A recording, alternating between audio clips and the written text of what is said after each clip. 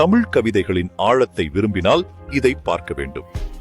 அகர் முதலே எழுத்தெல்லாம் ஆதி பகவன் முதரே உலகு.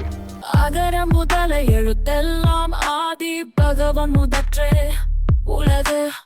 அகர முதல எழுத்தெல்லாம் ஆதி பகவன் முதற்றே உலகு.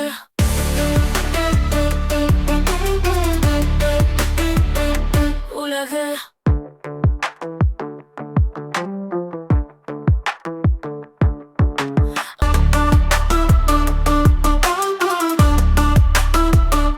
உலகு.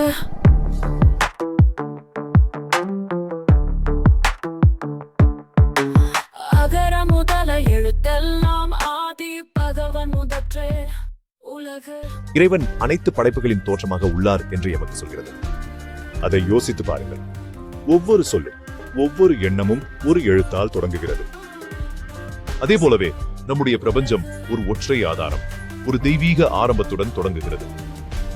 இந்த ஞானம் எல்லாம் ஒன்றே உருவாக்கிய ஒன்றின் பகுதிகள் எனும் உண்மையை நினைவூட்டுகிறது.